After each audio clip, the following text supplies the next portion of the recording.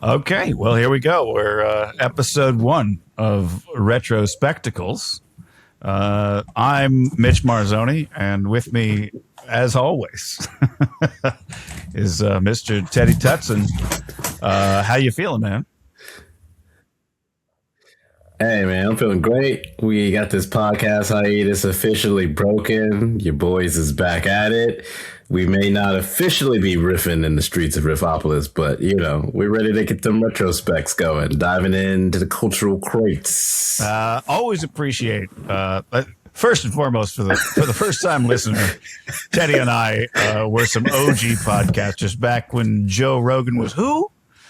And Mark Maron was still in the... We were doing 2-hour podcasts before it was cool, all right? Before the AV Club was on that, all right? And we did 120 episodes, I think. That's the reference. But I used to start every episode by asking Teddy how he was doing, and he would freestyle like he just did. So I appreciate that you still got that, at the drop of a hat. Connective tissue. Look, I got to keep the muscles, finely tuned, keep the skills sharp and ready to do it. Yeah. You know what I'm saying? Doesn't matter the decade, early aughts, 80s, 90s, silent film. Shout out Charlie Chaplin. We ready to get them retro spectacles going. Music, books, audio, visual, multimedia. Yeah. We ready. See, that was judge. That leads me perfectly into the next question, which is what is this show about in your own words? Phenomenal question, esteemed co-host. I think, to me, after all of our massive pre-production for this, it is being able to take not just your sort of cultural touchstones across various, mediums, right? Books, albums, TVs, movies, etc. I think some of the stuff in between, really try to get a feel for what was happening at a point in time, figure out, do these things still resonate? If so, why not? If not, why not? Right? I think get a better understanding, cultural footprint, surrounded by folks who are disconnected from understanding how things came to be. We have syndication. You know what I'm saying? Kids today, they got no cultural fabric. So I think there's a public service here of reintroducing things, explaining, hey, this is what was popping back in the day. And maybe it shouldn't have been popping. maybe we made some judgment errors here. But we're going to put these retro spectacles on and we are going to assess accordingly. A little nostalgia, a little, hey, you know what? Maybe not the place that it should hold in my heart. It's only there because of my feelings. So that's what it means to me. It's being able to be honest culturally about all the different things that have come. And of course, you have to be at least 10 years old. You're not doing no new shit. Just the fact that it sounded like you said you have to be at least 10 years old. Like, oh yeah, you can't be. You 9 and under. Turn your podcast off right now. We treat you real Six Flags. I don't think Six Flags exists anymore, but we're gonna measure y'all before you listen to the podcast. You 42 inches or under. Yeah, get out of here. No, the rule here for retro spectacles, right? At least a 10-year release period. What's the point of looking back on something if you ain't had no time to acquire? I'm saying. So that leads into the next brief, just what does it mean to you? You gotta tell me what it means to you. I really deeply enjoy looking back with either derision or fondness on things from not just the past, but also, of course, like I think most people, my past, and re-examining, certainly, or celebrating, or kind of going, why was that? Why did I think that was cool? Or, history has proved me right. And I think it's an interesting way to just vindication, sweet vindication. Yeah. So I'm looking forward to, I feel like one thing that I enjoy. I don't know if it's my age or the political climate. I don't know, but I'm enjoying more and more watching or listening to positive memories, essentially, or positive reviews of certain media. More so than I think when I was younger. I was like, yeah, trash it. And I loved a good trash. Take them down. Yeah. Take them down. Whereas, like, go, I want to see all the pegs. I want to see you come down all the pegs. yeah. But these days, I think I'm a little more like, you know what? Let me listen to somebody else's, like, special thing. Let me listen to somebody else being like, let me rave about this fucking thing for, 15, 20 minutes or whatever it is. You want to hear the passion. Yeah. Okay. So I'm like, don't get me wrong, folks at home, there's going to be no shortage of trash talk. Still gonna you gotta shit on what deserves it. But like, this is not a shit talk podcast. Sure. You know what I'm saying? This is a exploration podcast. So we'll get into the rules. Little column A, little column B. Of course. I mean, you putting on the retro spectacles. They're not rose tinted. They're just contemporary. No, not at all. They're maybe one lens might be rose tinted. What's that? We got one rose colored tint in the lens, right? And then the other lens is very dark and cynical. Right. Yeah. Maybe those are the retro spectacles, right? Fair. Okay, so we're getting into the rules. So I like you're like, I don't know about that. No, I'm agreeing with you. I'm just trying to keep it moving. First we got 3 rules. The first rule you've already mentioned, which is we're only covering things that are at least 10 years old, with exceptions given, of course, for reboots and remakes that we're going to, of course, have to cover, provided that they're rebooting and remaking something that's at least 10 years old. I think only Spider-Man is, I think, the only franchise that I think went less than 10 years before being like, let's reboot it again. But by and large, that should be easy to cover. Look, there's probably some recent reboots like that. They escape me right now, but I feel like there's some franchises that have been rebooted in a way where you're like, what are we doing here? Yeah. So quickly. Yeah. Kind of Batman. I mean, very like, I think probably a little more than 10 years, but like not far enough, I don't think, from Nolan to, I guess we're just calling the Robert Pattinson ones. Matt Reeves. Okay, Matt Reeves. My apologies. Matt Reeves. Wait, how you gonna disrespect Matt Reeves like that, man? This man gave us a tremendous Planet of the Apes adaptation trilogy. Was there a 4th one in there as well too? It's crazy, son. Shout out Caesar. We doing it.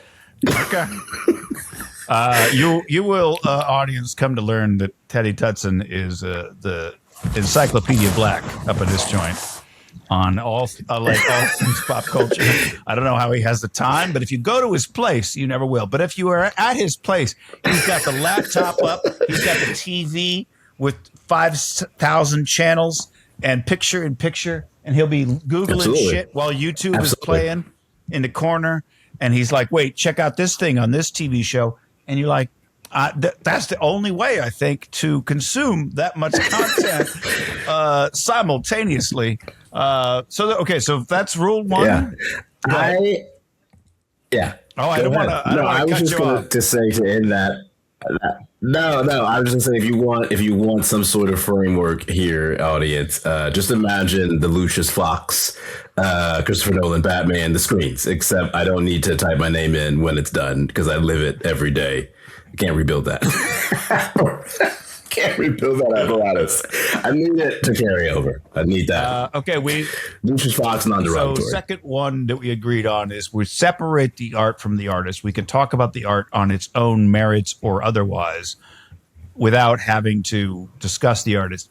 But we're not going to shy away from. We're going to do it. We're going to do it. They both might be trash. That's the thing. The art might be trash. The artist might be trash. Art might be solid. Art is still trash, right? We are going to make those assessments. Going to bring those tracks together. Going to let you know. I can think of. Both y'all trash. This was good, but you still trash. And I can think of artists where the artist is good people, but the art is sometimes trash. So that happens too. Oh, absolutely. A lot of very nice artists who make not great art. It's gonna happen. It's gonna happen. But I would say, bless your heart. You gave it your best shot. I think you'd agree with me on this. There's far more examples of wow art. Ooh, artist. than the inverse. Yeah, no, it's probably going to be much more of the variety of that. And, again, right? Yeah. Certainly the moment you look at anything like pre-1989, it's like almost exclusive. Like, he did what to whom? But great song. 89 is a fascinating time to draw that line there, because I feel like I'm drawing a line very differently. It's like 1899 maybe. I'm like, say what now? You talking about him? Yeah, not so great though. There's a lot of things. Same thing with that's how I feel. I know we're a media entity here, but to bring it to baseball, and there's the movie about him, so I'm bringing it back. Ty Cobb, where for a man at that time, they were like, "Yo, this motherfucker is racist." Like, we are racist, but this guy is egregiously so for the time period. It is very similar to the way that they treated Christopher Columbus, where they're like, "This man is a bad dude. Like, we got to bring you back from the New World to Spain because you are that bad." Welcome to Retrospectacles. Yeah. And the last one is that we do abide by death of the author, which is to say that the author's work or the author's commentary on their own work is not the definitive story of what a piece means. Absolutely not. So sometimes, though, maybe. Depends on the art. Yeah. If the director get up there and be like, "Hey, man, that's not what the ending was. Y'all need to knock that shit off." Sometimes you might have to work within that framework. Y'all done pushed a couple of these people to that place where they said, "Hey, absolutely the fuck not."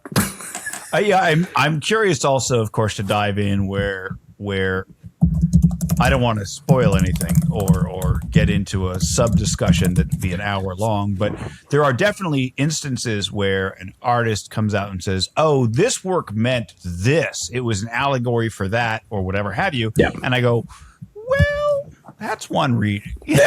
That's one way to read it. But I don't, it's like your intentions may not have made it to the screen /page/vinyl here. I do feel like a good example also of what you talk about is how every year Bruce Springsteen has to come out and be like, that's not what Born in the USA is about, right? Y'all know that's not this. Y'all know that's not what I'm talking about, this right? Man.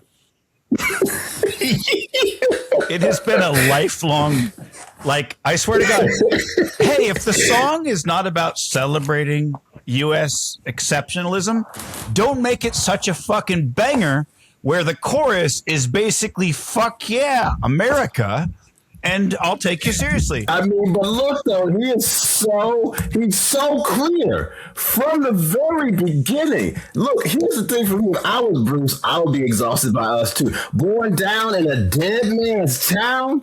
First kick I hit is well before I hit the ground, son. It's not a happy song.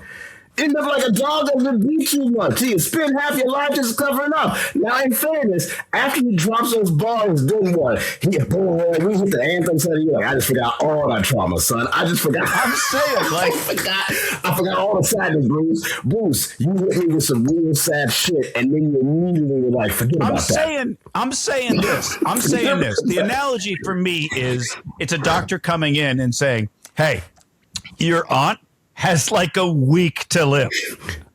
And you're like, that's the wrong facial expression and tone for the information that you just fucking gave me.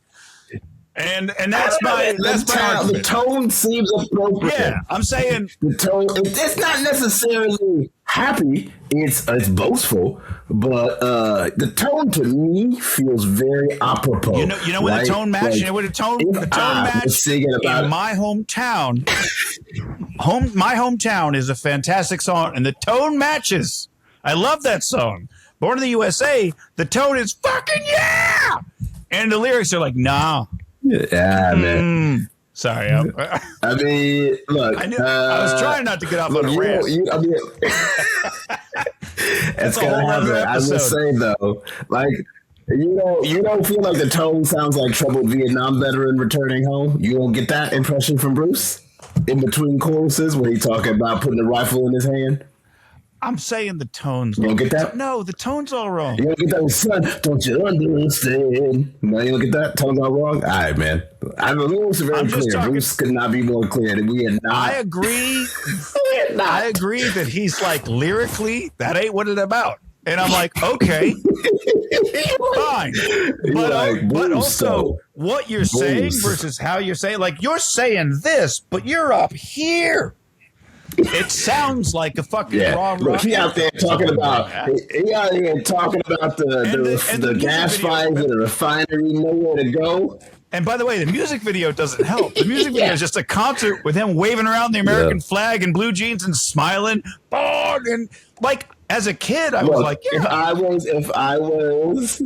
Yeah, look, again, to put on the old retro spectacles, if I was consuming everything around Born in the USA in 1984, I probably might get swept up in the iconography and not have the nowhere to run, nowhere to go, which is immediately followed by a very boastful Born in the USA. Bruce, I'm just letting you know, I got the message. The rest of them may not have gotten it, but I understand the case that you've made. Some time ago, you and I were chatting about the first few episodes of this new podcast, Retro Spectacles, and we had agreed that a fun opening exercise is to introduce and discuss with our audience hidden gems. We're avoiding the phrase underrated because that warrants its own separate thing. Discussion gem. Of what underrated means. Diamonds in the rough. Yeah, hidden gem. Ooh. And so we picked 5 each, and we're trying to just kind of match them up as best as we can. So it's not like, okay, Teddy picked a war epic and I picked like a porno film, which I didn't do, but just as an example. Strap in. Keep the themes relatively has rain. We got rain. It's coming. So for this first one, we're going with like kind of spooky story, not quite horror film, but sort of horror film. In that,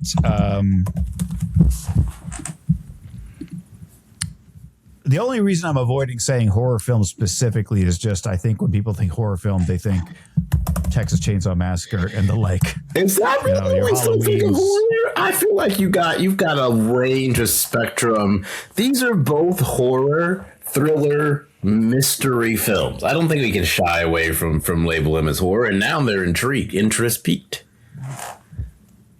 Yeah, these fall far more into paranormal thriller kind of style than like horror. That's all I'm saying. Yeah, so you're much more of your I don't even want to say you're in like Conjuring, Paranormal Activity style horror, maybe kind of. Not even necessarily that. We're doing a horror quadrant though. Yeah. This isn't a slasher. We're not in that territory, right? But horror's a lot. Yes. You got movies like Undertone coming out here. Okay, that ain't no slasher. That's just weird, creepy sounds. You don't know about Undertone?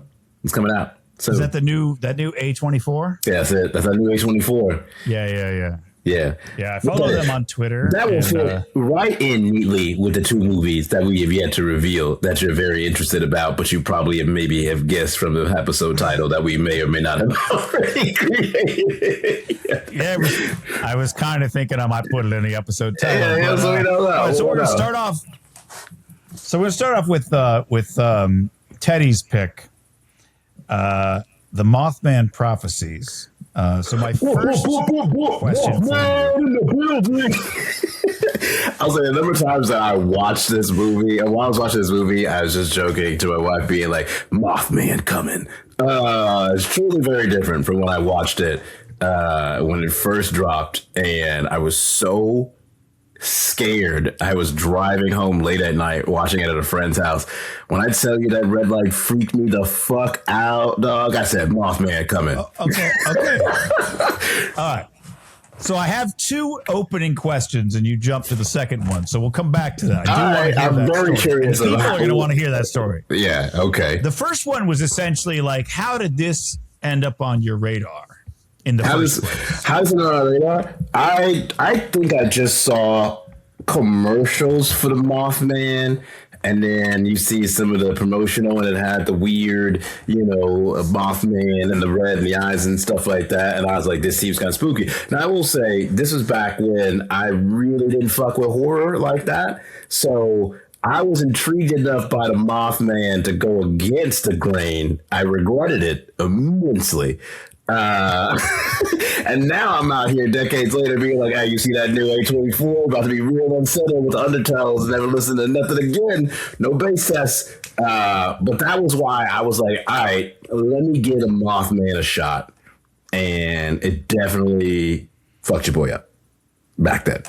So you didn't growing up as a kid, horror was not, maybe not, it was probably on your radar, but it was not like, I was acutely aware of horror so that I could avoid it in every way, shape, or form, right? Very much so. Steve Carell, 4-year-old virgin. I respect women. I respect women so much that I don't even talk to them. That is how I felt about horror movies. Basically, I really didn't want anything to do with it. I think I saw the Texas Chainsaw Massacre remake in theaters, and I was mad shook. So it was not a great look for me. I saw signs. that would have been theaters. in your 20s. No. I'm saying, right? I'm telling you, in high school. Yeah, that's what I'm saying. This would have been of the era. I saw Mothman when I was in high school. Still, I had yet to graduate. So we talking about that era, right? And yeah, I may have dabbled in some horror, but then I was like, I immediately regret this decision. So that would have been at this time period. I feel so. I made all these notes, and the number one thing I stupidly did not do, and you're gonna find it faster than I am, is remember when the fuck this came out. 2002. Oh, 2002. So almost the same year, I think, as the one I picked. Yeah, you picked 2007. Or 2008, I think. For the other movie that is yet to be named around 2007. So 2000. All right. So yeah, 2002, an odd year for Richard Gere, but I just mean, it seems like he's winding down by that point. But all right, so that was the first one, just kind of like how this was on your radar, and then the next one, which you've already teased, and I do want everyone to hear the story, is give me a fond memory of watching this in the past.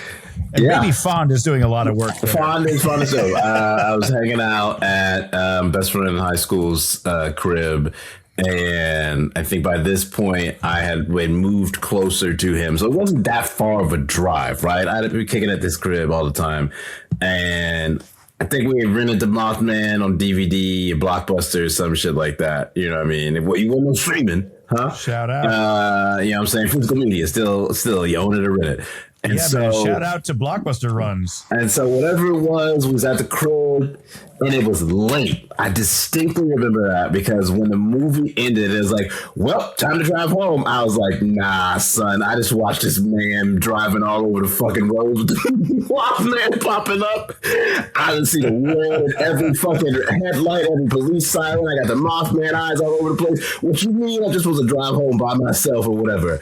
And so I remember watching this movie, right? It's so fascinating because watching it now, I have a very different experience. But I remember by the end of that, your boy was shook.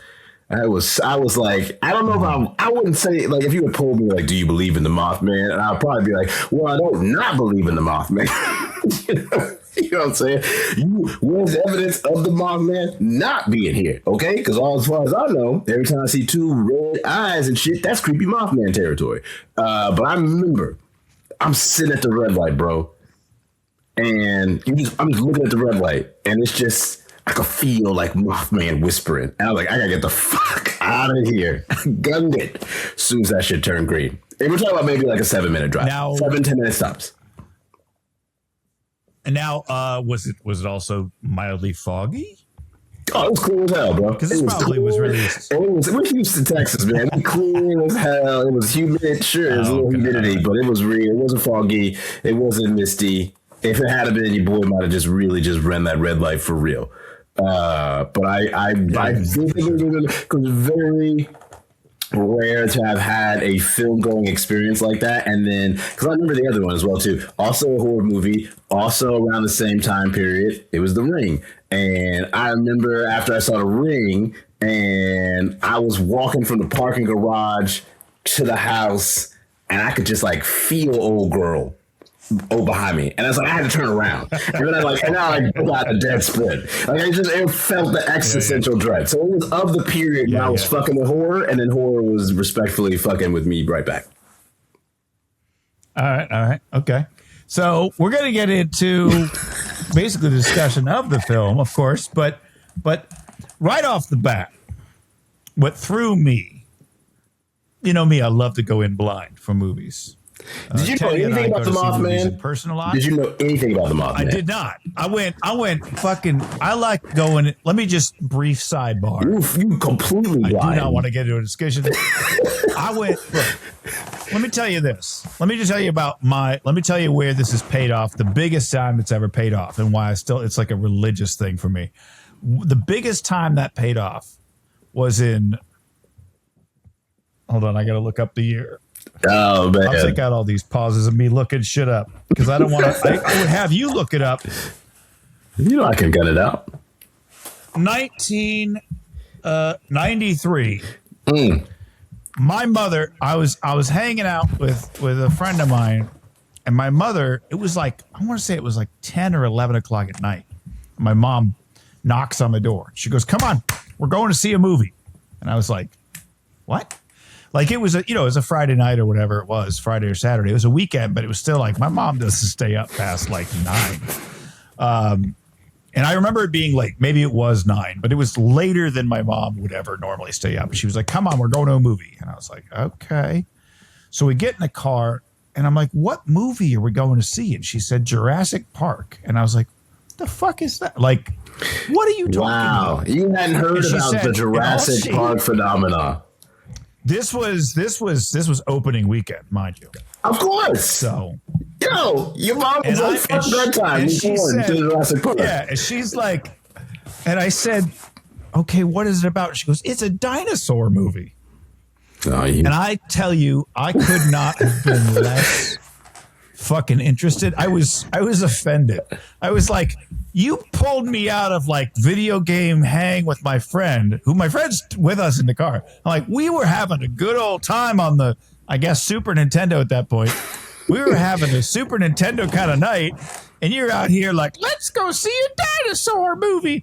And I'm just like, this is such bullshit. Then we get to the mall and fucking line around the block, and I'm like, you got to be goddamn kidding me. I stood in line for like an hour, and I'm like, for a fucking dinosaur movie? You thought you was getting some Name Before Time shit, didn't you?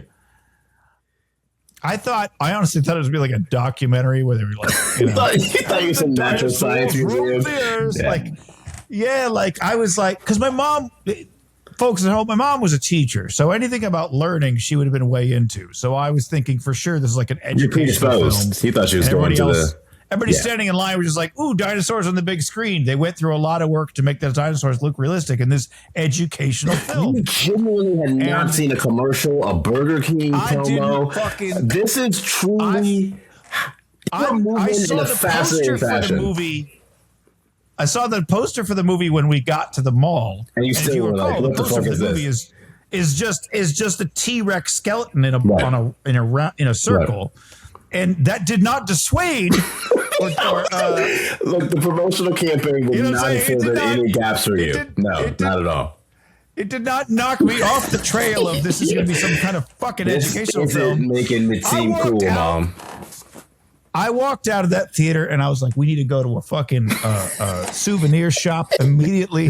I need the T-shirt. I want, like, my fucking, within like 6 months, half my room was Jurassic Park shit. Like I put together scale models of the things. I did a book report on it. I made paper mache velociraptors. I had 3 different Jurassic Park T-shirts. My mom got me Jurassic Park sheets for the bed. I had Jurassic Park. How many letters to Spielberg did you write? Hello, Mr. Spielberg. Thank you for changing my life. Only like 7. Yeah, man. Like so That's to an me, incredible blind experience. Wow.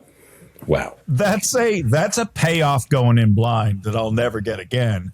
But that taught me like the power of going in blind. So Truly, when you were like Mothman Prophecies and you start doing your slap in the hand thing, you're like Richard Gere and the Mothman, and I was like, I'm sitting here going, I do like how like I was like, did you just make up a story? Because I'm thinking when you I'll get to it in a minute, but right off the bat, man, when you say Richard Gere, I'm going. All right, man. Yeah, you thought you was getting some pretty woman shit, huh? You thought you was getting the smooth Richard Gere, not the paranoid Richard Gere, the downward spiral, huh? Yeah, that's what you thought was popping. To be fair, he's kind of smooth and paranoid in every film.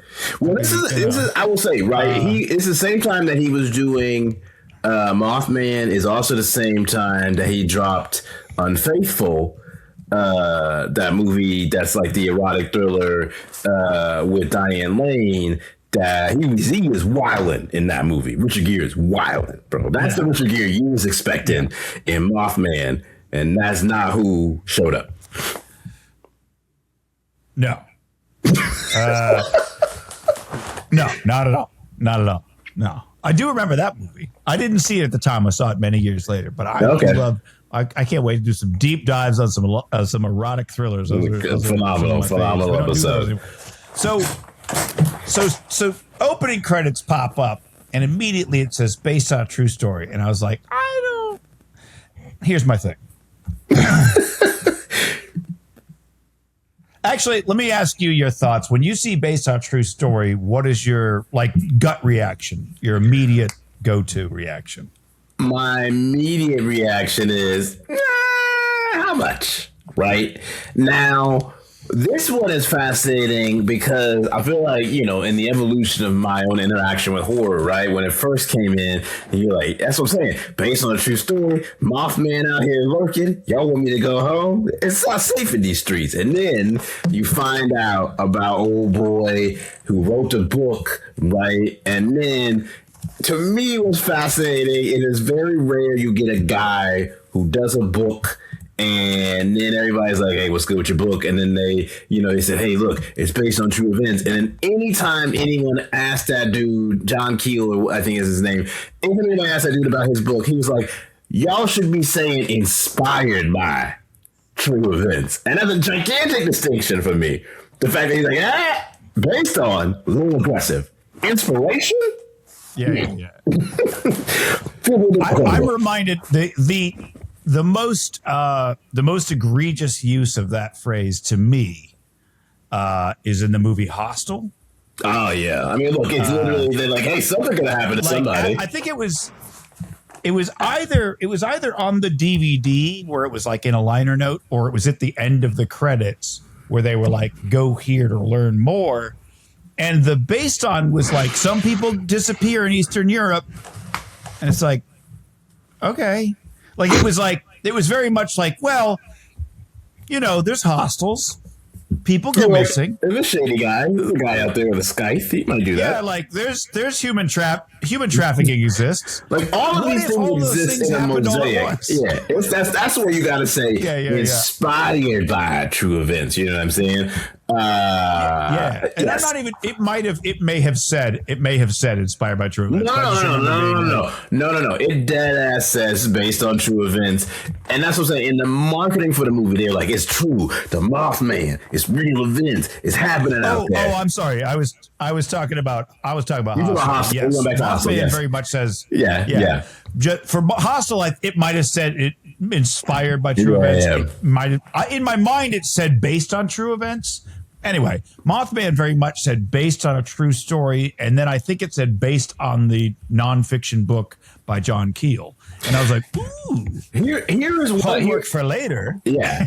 So again, I think the other thing, very amusing to me to listen to you describe how I described this movie to you, because I am wondering if that's how people think that I picture movies. I'm like, Richard Gere, he Mothman in it. We're doing this. It's Deborah Messing. You always forget that you did this movie, which I forget that Deborah Messing's in the Mothman Prophecies every single time. And I'm like, oh, that's right, you are in here.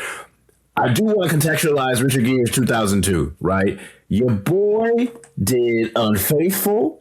He did Mothman Prophecies, but also very rare that you drop something that's Oscar winning, worthy, nominating, and that's Chicago. That's a crazy 2002. Oh yeah. He won the Golden Globe. I don't think he won the Oscar, but imagine you start your 2002 off and they're like, hey, we're gonna dump this piece of shit Mothman Prophecies in January. You don't realize that that's a January movie back then. But now looking back, and I was like, damn, they really did your boy dirty. But then they were like, hey, Chicago dropping at the end of the year. Richard Gere had a hell of an emotional roller coaster in 2002. And Mothman Prophecies, it wasn't like, nobody didn't watch it. It made some money back. You know what I'm saying? He's good. He was great. I mean, 3 movies for Richard Gere in 2002. Your man was stunting on these hoes. Yeah, I mean,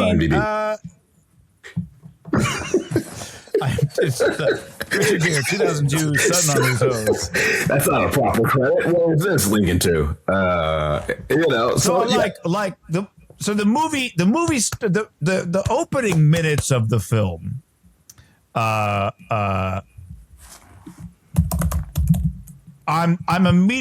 going, knowing nothing. I'm like, Deborah Messing's got to die because he can't romance her. Yeah, I saw Laura Linney. I was like, well, he's already ensnared her. Why have Richard Gere? You could have put anybody in that role.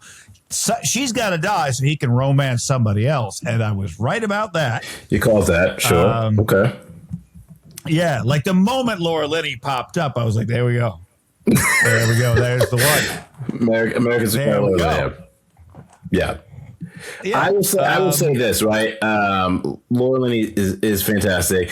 The couple of things for me that immediately jumped out here, right? Because I think to your point, Mothman was one of those that like mixed reviews, did okay at the box office, but definitely got a cult following over the years. And if you're talking about the retro spectacles, the thing that immediately jumped out at me once we get past the, okay, Deborah Messing's got to die, right? Is we see your man Richard Gere working at his job, the Washington Post. Flash forward 24 years later, that bitch is decimated. Incredible to look at an institution. Richard Gere still alive. Deborah Messing still posting on Instagram. Washington Post, a hollowed out entity that is rerunning weeks, months, years old articles in its publication. Like imagine Jeff Bezos watching Mothman Prophecies and being like, "Oh fuck, that existed back then, huh?" Like that's like to me that's used to be a real institution. That's a real newspaper. Like that's the stuff that's fascinating now. Where you're like, look, movie making aside, we'll get into the actual effects and the sets and all that stuff. Crazy to be hit with a 2x4 of oh shit, this institution is gone, son. Just not a robust newsroom. A guy making a decent wage off of being a print reporter. Crazy to see in the wild. Decent wage. How about that fucking house thing? Yeah, in the closet nice. Of? Nice. That Washington Post money was getting stretched. Look, he's doing some real solid work. Okay, they live in a nice life. Now, if you're working at the Washington Post, you're lucky if your apartment's got a balcony. Is what I'm saying. Like, you're not moving like that. Yeah, not at all. So, like to me, that was crazy to just see this guy who's a columnist and a well-to-do guy. Like basically, your David Brookses of the world. We don't have those guys anymore. They don't really get to just exist like that. So I think that was a fascinating thing of like this guy's whole life, existence, profession, occupation, employer has been. Unfortunately, as a fan of journalism, I love your newsletters, I love your Substacks, but they cannot replace the institution of a newsroom. They cannot replace wire services, right? So a very jarring moment to see Richard Gere holding down the fort of what is now a legacy job and profession. Yes. I do remember being a little taken aback by like that house on working at the Washington Post, and I was like, oh, I guess, yeah, the 90s, or That man probably wrote some books. 2002. He's a comic book. Yeah. He had a couple banging ass airport books. He's living a good ass communist life. He probably syndicated. The ceiling doesn't exist for Richard Gere at the Washington Post, man. He gets to most of the movie. He's essentially on assignment. Yeah, What is that about? We're talking like two months on assignment, and you on assignment, and you out here popping up at random houses in West Virginia, whatever the fuck it is. That's your assignment. Oh, you know what I'm saying? You just breaking out outside the farm here in Virginia. You're right here in Virginia, right? You just show up in West Virginia. That's a crazy assignment when your boss is like, yeah, don't worry about it. Just chalk it up to the story. Just figure it out. Yeah. Just check in like once a week. Just call my desk and tell me you're still working on the fucking story that like I don't think ever ran in the Washington Post. I would say, by the way, just as an aside here, when he knocks on the door of the farmhouse right here in West Virginia, and old boy hit him with a shotgun. I'm just gonna say, hey, I have in my notes. That's why you'd be knocking on random doors in West Virginia. As a white person, now you see that. Now that's crazy to me because had I knocked on a random door in West Virginia in 2002 or 2022, that shotgun is much more active, son. That is the thing about that I also saw, which was like, damn, y'all can really just y'all been able to just walk up to people's doors when y'all lost. Must be nice. Okay. Oh, I'm lost. The Mothman got me and I'm in a totally different state. Can you help me? Wow, son, they shooting my black ass, and you're gonna be watching on Good Morning America with some old crotchety ass dude talking about I felt under threat. You should have felt threatened by the Mothman, motherfucker, not me. Yeah. Well, I think white to white person in 2002, I think there was still that shadow of a sense of we're all one America and it's the Muslims we hate. Yeah, that's right. That's fresh. You might have been able to knock on a white person's door as a white person in 2002. As a white person, I was going to say, yeah, absolutely. As a white person, without the expectation necessarily of a shotgun in your face. Even if you look as well to do as Richard Gere, that man was looking very Georgetown. Could you, as that kind of Georgetown white person, knock on a West Virginia door and not expect a couple shotgun shells? Are we talking about this at the white conventions? Are we talking about this? Obviously, both Richard Gere the person and Richard Gere's character in the movie are both completely unaware that they don't look a little strange to West Virginian in the middle of like a town of 400 people. Yes. Like he's like, I'm just like you. We all put on our Prada shiny shoes 1 foot at a time. We all have our isotoner gloves on before we shoot somebody who's trespassing on our property, do we not? He definitely prior to leaving was like, which pair of isotoners complements my hair for this story, which is not a sentence that a person in that particular town in West Virginia has ever said out loud, or maybe heard. They might have never heard of the word isotoner, frankly, at that point. So I mean, yes, you're not, I mean, look, they might have. I mean, OJ had the isotoner, so we can't be too dismissive. White people definitely locked in on isotoners. America had heard of isotoner by that. Okay, and Richard Gere from Georgetown was trying to redeem isotoners from OJ's stench. Good luck, buddy. So look, here am I on the holding up piece, right? So literally, like if you were doing the Mothman Prophecies now, this dude is not in a newsroom. Ain't no newsroom. He's substacking. Like the thing about the movie to me is there are some things, especially when compared to the other one that we will be talking about, right? There are some things where you're just like institutionally, it cannot hold up, right? Like the way, like him as an investigative journalist at a newspaper pursuing this for a story that he's going to write or whatever, this all becomes a very different thing without that institutional backing. But the other thing, to take a step back, right, is I don't feel like we have those kind of hokey cultural Monster Quest things anymore. We don't have any new ones. Like in 2002, you had your Chupacabras, you had your New Jersey Devils, right? We had the Bigfoot, Yeti shit or whatever. We had UFO shit popping off, right? Which I'm pretty sure when old boy wrote this book at the beginning, we talking 60s, 70s, we coming out, UFOs, whatever, blah, blah, blah, blah.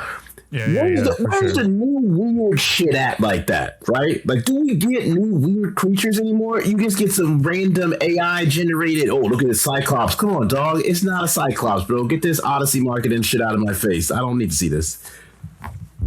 Obviously, the unfortunate answer is these fucking Black Mirrors.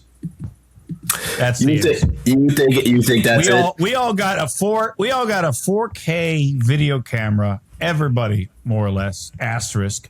Everybody got a 4K camera at the ready in their pocket at all times. We see footage of all kinds of crazy shit. We're inundated with too much weird shit. That's the thing. Nothing gets to be novelty. I'm not even saying. I'm saying that if I tell you a story about this crazy fucking thing I saw in the woods, I think today you go, did you get footage? Yeah. Right. That's the natural inclination. You see something weird. I see, I can think of a million weird things I've seen in my life, but like in the last, 15 years, every weird thing, I'm, ooh, not every, but, more, if it lasts longer than 30 seconds, I'm like, whoa. I saw at the end of my block, I saw a guy in a BMW. This was like 3 months ago. Saw a guy in a BMW who was intending to do a U-turn, but like it's a pretty narrow street at that area. And he mid U-turn gunned it. And so he ended up doing, I'm saying long enough that I took my phone out and I was like, should I be recording this? He full like 5 or 6 360s in the middle of the intersection. Middle of the day, there's nobody around, but he was like, "Rrr," and I was like, this dude's going to crash into something. But it was long enough that I was like, I could pull out my phone and record this. But every time that I thought about grabbing my phone, I was like, surely he's done by now. But, that was almost a minute that he was doing. I mean, not literally, but it felt like a solid minute to where a crowd had gathered. Like, what is this dude doing? Yeah, it was a motion. Okay. Yeah. And I'm saying, like, if I'm out in the woods and anything weird happens, I'm on that phone like that. That is kind of, this is well-trod territory of like, there's so many horror movies that would be 3 minutes long if it was, hello? Yeah, there's a killer in the house. See, that's where it was like at the end, they're like, well, we never saw the Mothman around these parts, but we've seen him everywhere else around the world. And I was like, all right, son, so the Mothman just took off as a thing. Like, the closest I feel like we've gotten to one of these urban legend or whatever you want to call them, mythical creatures, folklore shit, whatever, right? In this time period is Slender Man, which is not real. I was about to say, are you talking about Slender? Yeah. That's it's based totally on, internet forum bullshit. Kids writing stories. It's not, I saw a thing in the woods and it's from 1909 or some shit like that. Like, we haven't had a new, weird, mysterious creature vaguely emerge. Well, I guess we see some weird shit wash up on the shore or whatever. And you're like, oh, this is AI generated, or it's just a big ass squid that got ate by a whale or something. But we don't have any, I feel like, new folklore stuff like a Mothman, right? Like, to me, that was where it's like, you would see Mothman in 2002, you'd be like, yeah, of course I want to learn about the Mothman. This shit is weird. But like now, I think maybe to your point, we are so oversaturated with this type of shit. Before we get into the AI generated stuff, which is another one of my points here, we'll get into. But that to me was just like, this is very of the period. And you might wonder who gives a shit about this. But I'm also curious to see what happens when Coogler brings back the X-Files, because that might spark a new wave of 90s folklore nostalgia, right? Maybe we'll get some new shit then. The director of Mothman Prophecies says that there's a streaming series coming. Of what? He was working on it as of yeah. He was, as of October 2023, he was actively working on it. I don't know. What does actively working on mean? Does that mean you working on it, or does that mean someone has purchased it and is developing it? I work on a lot of shit actively. Was he sitting in his studio and he was like, you know what? I'm going to make a headline. Hey, man, everything coming back. Did somebody come to him and go, I mean, it would work to some degree if you did it as it's a 70s or 80s era thing. But it would work also because, to the point that this is a hidden gem, I think not a lot of people are familiar with both the story and the movie, to where as a series, it would be fresh to a lot of people. So yes, and the other thing, it could work. I think it could work. I also think, again, to the other point that I was thinking about a lot, which is Mothman is actually very relevant considering deepfakes, AI technology, right? The Mothman was moving real filthy when it came to deepfake AI voices. Richard Gere was adamant, son, that is not me. I'm not calling these motherfuckers. That's not me. Mothman in the AI deepfake territory, son, a lot of story possibilities to me. Also, I did make a note at a point in the movie, Mothman Prophecies would do crazy numbers as a YouTube channel in the reboot, because that's what's happening. It would be Mothman YouTube streaming, live streaming, and then some weird shit happens when red eyes pop out. He out here twitching it up in West Virginia, knocking on somebody's door. Maybe you getting shotgun shelled on the live stream, son. But the AI deepfake, there are going to be so many projects that are born out of you and I spitballing free ideas for Hollywood on this motherfucker. Yeah, I can't wait to see that. I can see that. That could absolutely. And I will say this would be The other thing I thought about a lot with the Mothman is the people who are in this space, right? Like, who really believe some of the Mothman shit, who are invested. These people are either multimillionaire podcasters or running the federal government right now. That's who we are dealing with. That's a cry with a tear as well, by the the people who genuinely would be like, no, the Mothman's real. You're like, that person's running the FDA right now. That person is being in front of Congress, testifying to be the Surgeon General. That's the level that you would have, right? But to me, like, Mothman, crazy relevant in the sense that you're basically looking at what happens if someone can just deepfake your voice and no footprint of it whatsoever, right? It would fuck your whole world up. 100%. I would see now. You may have already answered my second to last question, which is, do you have a favorite scene in the film? Do I have a favorite scene in the film? That's a good question. Not necessarily the scariest. I just mean the one that, like, when you think Mothman Prophecies, your brain goes to this scene. Right, so it's probably that might be a separate question than favorite scene. I don't know. Yeah, I don't know. I will say it's probably, because I think this is also why it fucked me up upon first viewing many years ago. When you get to, I guess, the beginning of the third act, and you just start to see the red eyes and the lights everywhere, like in the department store and the cars and shit, right? And it's like real Mothman coming. You can feel it. Like, you can feel the ominous tension that it's building up to. It's a very goofy movie, but like that part, I definitely remember being like, oh shit, they popping up more and more. Mothman's about to get it. And then I will say my favorite scene really is the big bridge scene, because a theme that we will touch on a lot, and by we, maybe I'm just talking about me, but Mothman is one of those movies where you can see that they put the money on the screen, right? It is so refreshing to actually see real shit blow up, practical effects, actual sets, right? You got real cars going on. See, I was going to put it before we got into the ending, which was going to be the next question. I was going to say, now, if you haven't seen the movie, spoilers. You can't be watching no damn podcast. You ain't seen none of these movies, man. It's an episode title. I feel like we could at least say in the next 5 minutes. All right, if you haven't seen it, skip. How have we not substantially spoiled everything about Mothman so far? But if you have not somehow had it, have. No, I think everything else we talked about was. I was getting the real spoiler territory. Deborah Messing dying is the first 5 minutes of the film, so that's not a spoiler. Everything else was like early in the movie and set up essentially. So anyway, sorry. No, I didn't want to interrupt your flow. It's fine. No, it's okay. Look, we're about to get into it. We're about to get into it. The culmination of the Mothman.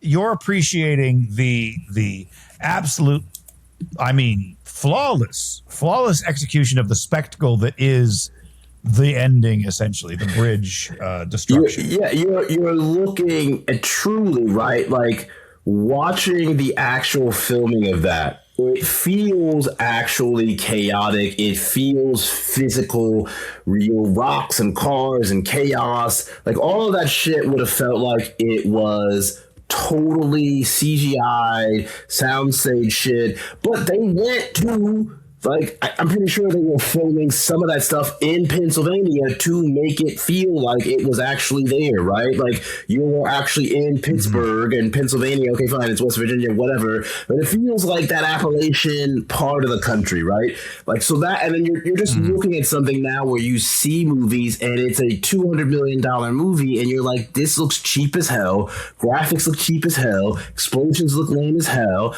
Action is non-existent. Nobody's in the same place. Set pieces are trash, and to see a $25 million movie in 2002, which, all right, how much is that worth, right? It definitely is less than Red Eye, or Red One, rather, right? Like that, what I'm saying? Like every time that shit roll out to Christmas, I'm just like, this is so hokey looking. And so I think that is the piece for me. If you're like, does it hold up? I think a lot of the movies of that era, because they use real sets, practical effects, actual action scenes, and don't just do bullshit. Well, we haven't really shot or figured out what this looks like, so we'll just do it all in post. Like, there are some times where you see, like, hey, we had to green screen the courthouse, and it's like, the courthouse, son? The exterior of the courthouse? Y'all wasn't doing what y'all was doing? Are you kidding me right now? So that I think is just very revelatory, right? Like, I actually see a real rock or whatever it is falling down. I'm seeing bridge cables snap, snap, snap, snap, snap. I'm seeing a Richard Gere actually dive off a bridge into a water or whatever.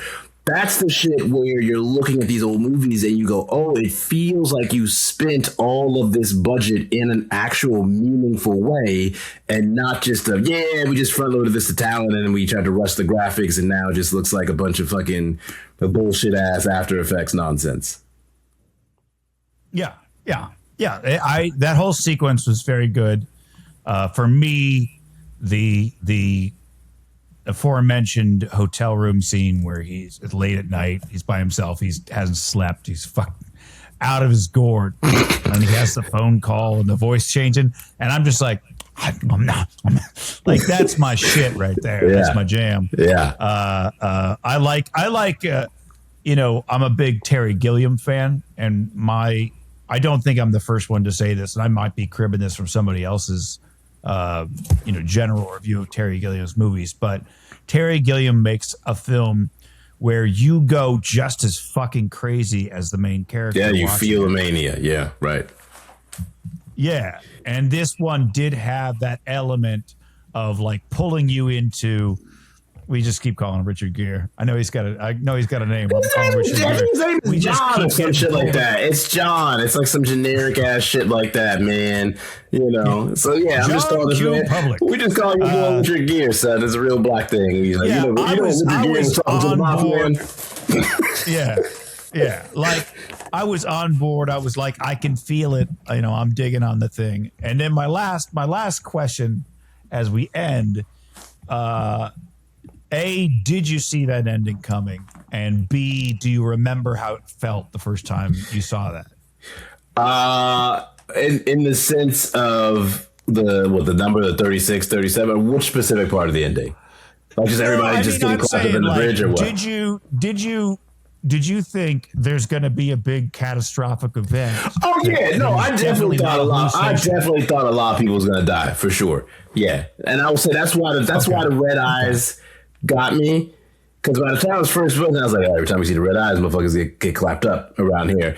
And then they was very prominent. They in the department store window, and I was like, oh no, Mothman is about to just be real active on this bridge. So yeah, I was definitely expecting, and then I wasn't sure that he was gonna, be able to save Mary or whatever the fuck her name was. I thought Laura Linney was dead as hell. So that part, I was like, oh, a little happy ending here, But I definitely, especially when he pulled a phone out the walls. I'm saying, like, you feel Richard Gere losing his shit when he getting tortured by the phone calls and it's telling him all kind of stuff, and he pulled that shit out the wall and they keep ringing, and he's like, I gotta get the fuck out of here. And I'm like, yeah, we gotta get the fuck out of here, Richard. We gotta go. We gotta make moves, man. I fully expected he dies, Laura Linney finds his notes. That's what I expected the ending to be. Oh, so you thought he was going to full descent the into... The bridge came out nowhere. Yeah, you didn't think the whole city was getting fucked up. You thought it was just going to be, this man dies in the hotel, and then she finds it. I thought for sure Richard Gere was going to succumb to a psychosis and die in some horrible fashion, whether it's driving too fast and crashing, flying off the edge of the road, or killing himself, or mysterious death takes him in the night. Oh, it looks like he died of a heart attack. Something like that. I was like, Richard Gere's going to die. Laura Linney's going to find his notes. That's interesting. Interesting. And then they were like, there's a bridge. And I was like, you did not expect everybody to get annihilated there on the bridge. Okay. All right. That's fascinating there. I did not see the bridge. And I had, here's the thing. This will be a recurring theme throughout this show. I'm either blessed or cursed with my brain when I'm watching media, TV, movies. My brain largely shuts off investigation mode. And so I don't see it coming almost ever. We watch very similarly. You will see. Yeah, as these episodes go on, there are the times I'm most upset watching a movie or TV show is when I called it like way long ago. If I call it in the first, like, we don't need to talk about it. I don't want to, but and it's less than 10 years old. It's less than 10 weeks old.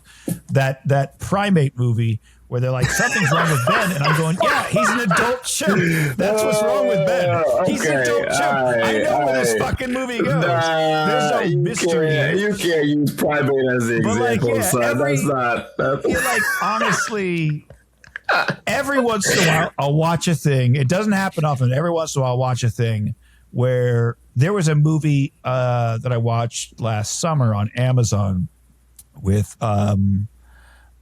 oh God, I can't remember her name suddenly. For some reason my brain was having trouble conjuring Nicole Kidman, AMC A-list legend. We come to this place. She was yeah, your favorite guy. She was in this movie on Amazon with the guy from Succession. Tom from Succession. Holland?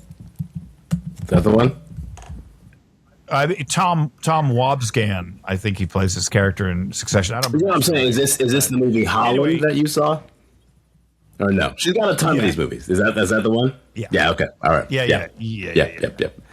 I'm not going to spoil it for anybody. Don't watch it. But that was a movie. Literally in the first 5 minutes, I was like, I swear to God, if it turns out that he does blankety blank and that's the whole story, I'm going to be very upset. And then that's what happened. And I was like, I just wasted like 2 hours of my life that I'll never get back. And I was so upset that I called it within like literally the first 30 seconds. It was just one of those, like, they showed a quick thing and I was like, oh, I really hope it doesn't turn out that blank. A much more interesting film is if that's not what happens. And they were like, no. That's what we're doing. That's what's happening. So I liked this. I thought it was good. Good recommendation. I agree with you, Hidden Gem. Hey. Definitely worth a watch. Okay. Sorry for the spoilers, everybody. Nope. But yeah, worth a watch. Blindsided me Good stuff. Good stuff. Hey, I'm glad I see Richard Gere out there doing his thing again. What's that thing? What's the thing that I'm doing? All right. My hidden gem is the 2007 film 1408, John Cusack. Shout out to Samuel L. Jackson, who you could call a co-star, but it's really just the one scene, but he fucking owns that scene so hard. He got a couple scenes. Yeah. Well, we're going to get into, I'll just quick background on this because it was really fascinating to me because I just saw it like with my girlfriend at the time in theaters back in 2007 and was just like, wow, this is just a really interesting movie. John Cusack rarely disappoints. You want to talk about a hidden gem. So it wasn't until many years later that, I mean, I remember, it's in the opening credits that says based on the story by Stephen King or based on a story or based on the Stephen King something, or original story by Stephen King, I think. And at the time I wasn't doing a lot of reading. I wasn't doing a lot of reading of Stephen King. That has since changed considerably. Okay. That's a question that I had on the roadmap there. Yeah. So what's really interesting is that, I just knew that I thought it was its own book. And then about a year ago or so, I finally picked up, I'd heard about it for years, finally picked up the book, Stephen King on Writing. Because I was thinking, well, you got to learn something from the master. You know what I mean? Let me, I'd always heard that it was a really good book and it was really interesting and blah, blah. And it's like part memoir, part like, because he started his career as a teacher before he, hit it big with Carrie, and now he's an author. But he was, for a long time, he was just a teacher. And On Writing is like loose memories that he has. He doesn't go into detail about fucking anything, which I kind of love, but, kind of hate, because you go like, come on, tell the story. He also can't in some cases, right? Maybe in some cases he can't because he doesn't have it. Maybe. Yeah. Are we talking about that period? You're talking about because of his drinking and drugging and stuff. Yeah. I think he just. How about that? I think largely he doesn't like to dwell on real life stories. I think he probably thinks they're boring. That's the impression I get from the book. Right. The most story he gets about his own life, and it's really good part of the book, is when he's talking about the writing of Carrie and the explosive result of that and how it changed his life in an afternoon kind of. And that's a really interesting, but it's literally like 2 pages of the book. Anyway, in that book, the latter half of it is kind of, all right, let's talk about writing. Let's talk about how to craft a story. He does this really interesting thing where he says, writing is magical. Here, I'll show you. And he says, picture a table. Is there a cloth on the table? Let's say it's a cloth table. It's a card table. Are there cards on the table? What color are the cards? And he's like, in my mind, it's this, the other thing. You're picturing that. You see that? Magically, I just put an entire scene into your head with a sentence. And I'm like, oh, yeah. Like, it's a very obvious, but it really kind of throws you out. And then, and this blindsided me. He goes, here's an idea for just coming up top of my head. What if there's like a guy who is real cynical and doesn't believe in ghosts, but he makes his living writing these sensational books about haunted hotels? What would that guy be like? What would happen if he went to a hotel and it actually was haunted? What would that be like? I wonder. And he kind of spends a page or two writing sample dialogue and sample scenes. And he goes, anyway, maybe I'll pick that up later. And then he just goes on with the book. This all, again, happens over the course of like a page and a half, 2 pages of the book. And I was like, is that 1408 that he's, because that sounds like 1408. And I was like, he must have written a whole book about it. Yeah. So then I Googled it after I finished the thing, and I was like, surely it's a book. And they're like, no, it's like 12 pages in one of his 900-page short story books. A little short, yeah. And I was like, Yeah. And, reading the short story, this is a rare example where the movie is better than the story. Because the story was not really much of a story. The story is like snippets. The story is like somebody listening to recordings of his account, this investigator's account. I say investigator, you know what I'm saying? John Cusack's character's account. It's just snippets of those recordings. That's really what the short story is. And so I thought, it's really interesting to take that and go, what if we filled in all of the pieces in between? So that was really. So anyway, that's the background of it. Sorry, you had a thing. No, I was curious, if you were familiar with the short story before you had seen the movie, and if that was a part of why you were interested in this. But it sounds like you came across that afterwards. I think I don't remember the trailer, and when I recommend this movie to people, I don't play them the trailer. I will show you when I play them. I'll show you when I play them. Okay. Sir, you quite misunderstand the situation. Now, I know the Dolphin doesn't have the cachet of the Plaza or the Carlisle, but we operate at 90% capacity, always. And my concern here is not for the hotel. My concern here is not for you. Frankly, selfishly, I don't want you to check into 1408 because I don't want to clean up the mess. That's a nice little tease. That's a nice tease. All right, so we got the scene where he in the desk at the hotel. He talking about the death. Samuel Jackson's great. Here's my question. I will say this makes perfect sense as a hidden gem from you.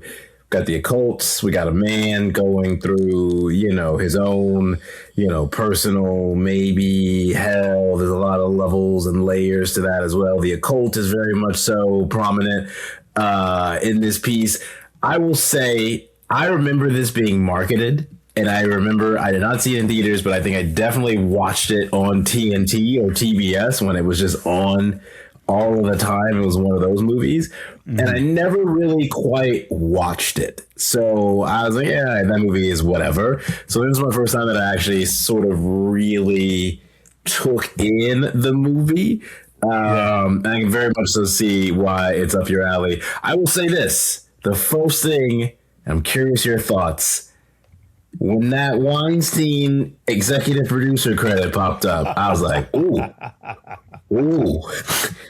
2000, yeah. And I will say it. I have my feelings about man, movie. when I got the physical, this is the special 2-disc special edition with all 5 endings. I'm covered. Yeah. All right, so we're gonna get into the endings. We're gonna have an ending conversation for sure. I would just say, I try to block it out. Like, oh fuck. That's me. I was like, I can't let that impact this movie. But it was a visceral reaction when they came up, and I was like, oh damn, that's right. Yeah, I was really okay. Now that's mercifully, there's very little female scenes in this movie and no sex scenes. So, so any women who were in this movie were probably okay. Yeah, probably didn't have to do anything crazy. Probably is doing a lot of work there. We're doing a lot. One Hopes is also doing a lot there. Yeah. All right, so my other. One always hopes everybody was fine. So here's my thing. I'm gonna tie because the insights I have for both, right? Which is, sure. You truly, I feel like this movie also. The other thing, in keeping with the Washington Post, old boy had his book tour. Wasn't nobody there. Ain't shit changed. Ain't nobody. If people want to go to book tours, even less. So I feel like that definitely holds up there. Like, damn, I wrote a book and nobody came for my book tour. Very, very, very sad and depressing, but very real. I also would say another note before I get into the question for you. The scene. All right, you get a note card mysteriously saying, "Hey, don't go to 1408 at this hotel." And you're like, I gotta go now. And you run into Samuel Jackson. And he'd be like, "Hey, dog, it's not available." And you keep pushing. That's the whitest shit I think I've seen in a horror movie in a long time. Like, would that be the dynamic between you and I? Like, you get the car for 1408, and I'm like, "Hey, bro, I'm really not trying to let you check into this room right here." So I'm like, "You're not listening to me." And you're like, "No, I gotta be in here. I gotta go." Now, you're incidentally touching on a point that I can't believe I didn't write in my notes, because this was very much has been, for as long as we've talked about doing this episode, I was like, I have to bring up this point, and somehow we've gotten to here, and I have not brought it up. This is mostly for the folks at home. One of my favorite things about you in regards to fiction, and this is in every scenario that I can think of where there's a movie where one person's like, please believe me. Teddy is ride or die for that person every single time. No matter how insane whatever they say is, Teddy's like, I believe. Like, he's ready to kill people to defend their honor. Is shooting strudels at me, and I'm like, show me the toaster, bro. Show me the strudels. Let's see it.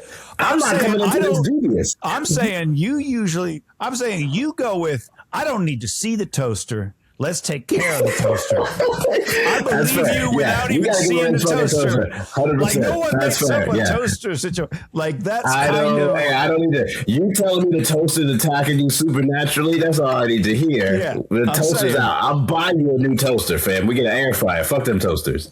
So that's why I like, because you're saying, like, I can see why this appeals to you. Is like, when I was watching the Mothman, I was like, I see why this appeals to Teddy, because here's like a man against the world who was like, you don't understand.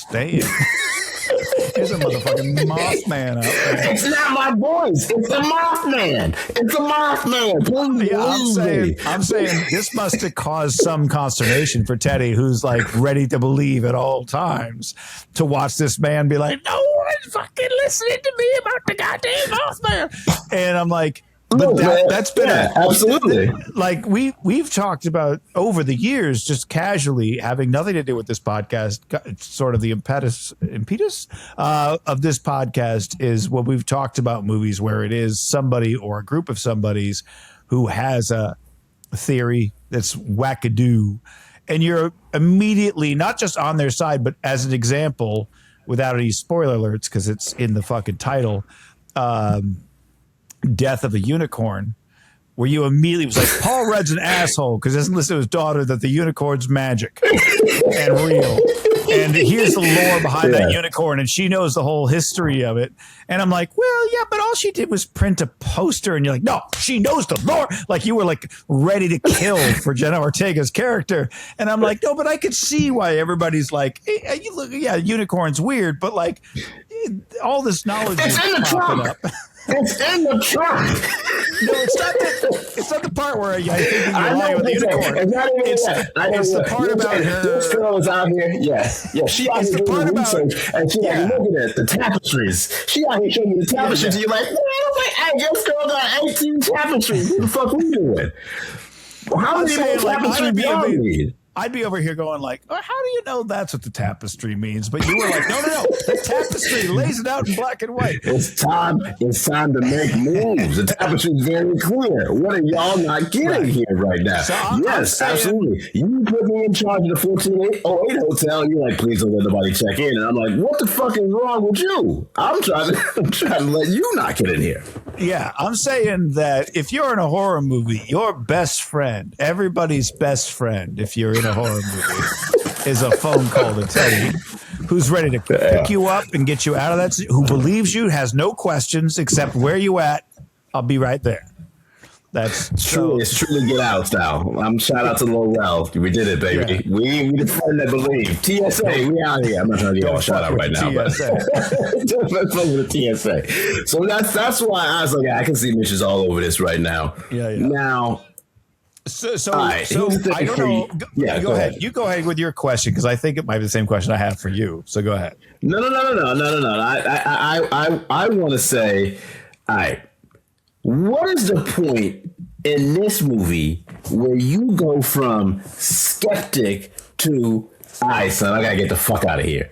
Because your man John Cusack absolutely hit some of those points. But what would be yours? Because I know what mine is. First of all, mine is never being there. First time you give me the postcard, you give me the postcard, you say, don't go to 14. All right, bet. Great. Thank you for the heads up. Appreciate it. What are you recording out? I have asked myself that question so many times of like, at what point would I be like, I'm out? I know what it is. Do you need a moment? Here's what I can say definitively that there isn't necessarily but for example,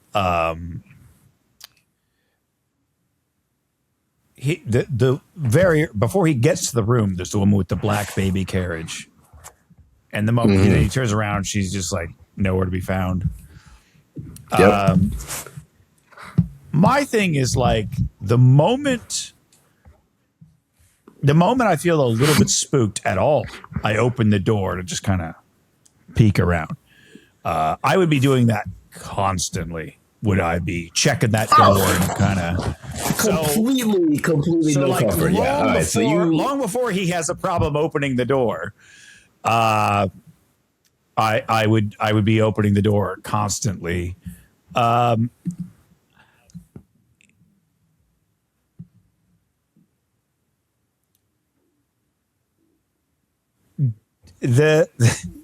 I think that the literal final straw for me would be, and I'm sure there's plenty before this, but the one that like got me the most is when he looks across at the other hotel and sees himself. Yes.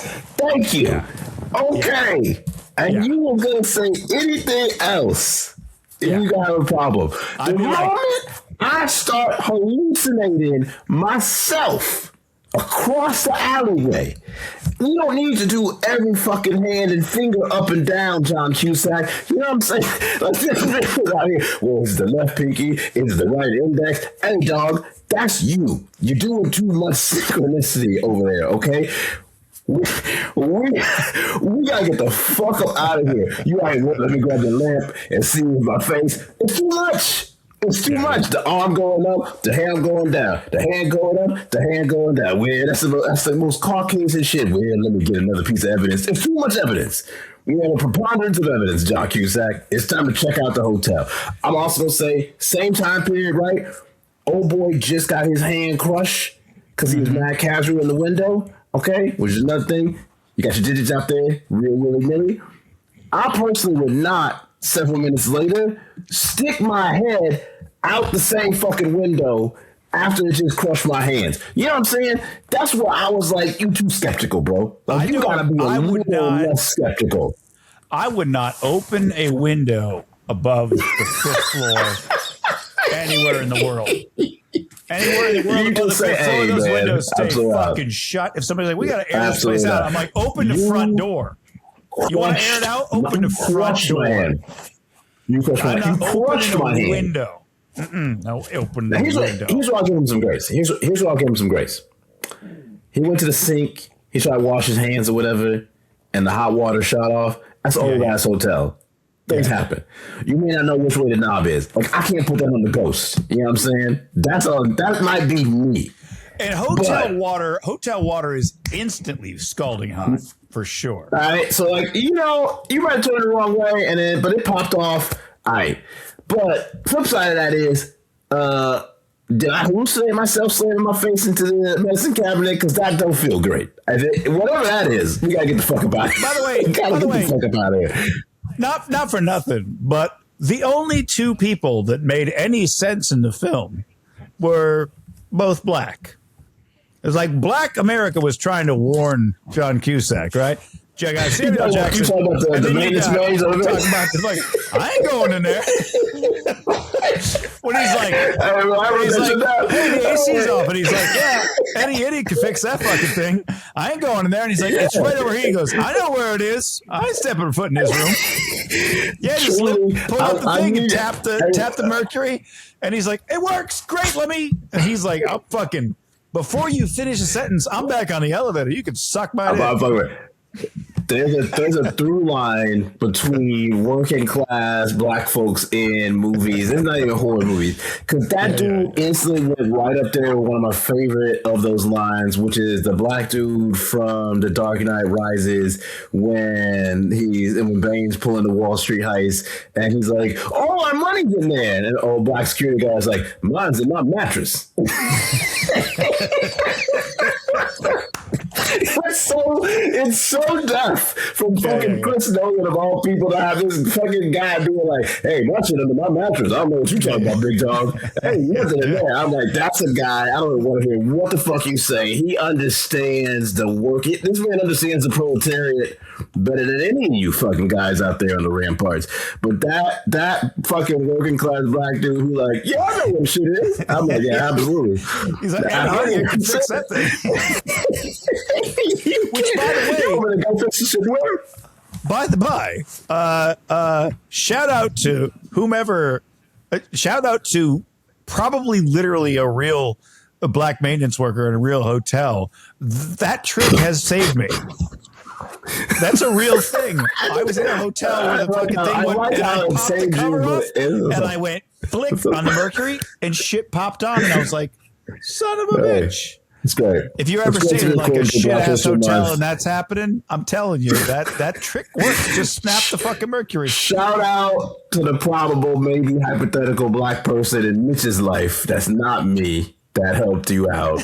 Big shout out. I'm saying whoever wrote that moment where he's like, just flick the damn thing, whoever wrote that learned that from a black maintenance worker at a hotel. Is what I absolutely have been at a hotel. Sure. Now here's my other a question for you before I get into some additional commentary. Sure, yeah. Similar to Mothman, right? Mm-hmm. Where you're like, hey, this man works at a newspaper. He's a dying industry, dying medium.